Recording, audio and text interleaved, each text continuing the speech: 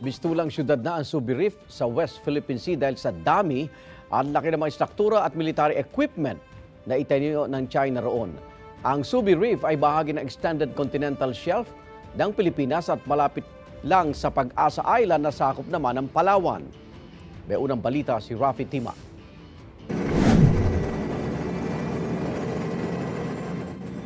Lula ng eroplano ng Bureau of Fisheries and Aquatic Resources sa Subi FAR, lumipad kami mula sa runway ng Pag-asa para tingnan ang mga aktibidad ng China sa Sandy Cay.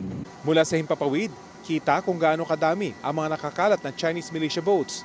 Ang lugar na ito, nasa pagitan ng Pag-asa at Subi Reef.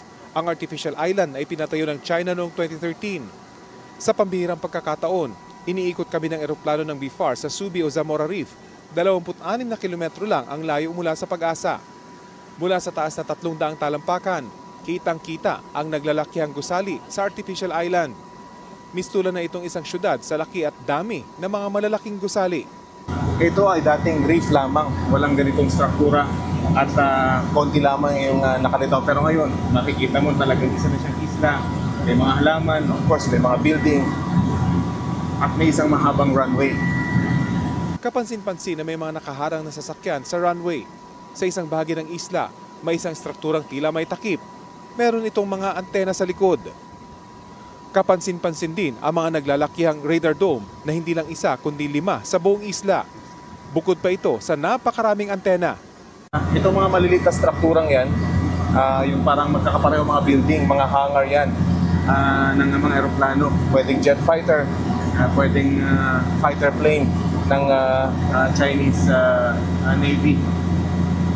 Ganito ka-extensive yung ginawang reclamation ng China para makagawa sila ng ganito kalaking isla dito sa may Subi Reef.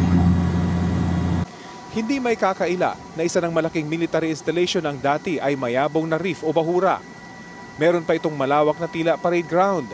Pero ang pinakamalaking bahagi ng Chinese military complex na ito ay ang maluwag na deep water sheltered port. Gaano man kalaki ang alon sa labas, pwedeng pagtaguan ng mga barko ng China ang lugar na ito. At ito yung kanilang entrada. Itong light tower na makikita rito, isa yan sa mga unang itinayo ng mga Chinese nung magawa nila itong artificial island na ito. Yun yung isa sa mga unang struktura. At yun yung kitang-kita mula sa Pag-asa Islands kapag kamalino yung panahon. Yan yung Subi Reef. Ito yung unang kong pagkakataon na nakita siya up close. Talaga napakalawak ng lugar na ito. Mula sa West Philippine Sea, ito ang unang balita. Rafi Tima para sa GMA Integrated News. Igan, mauna ka sa mga balita. Mag-subscribe sa GMA Integrated News sa YouTube.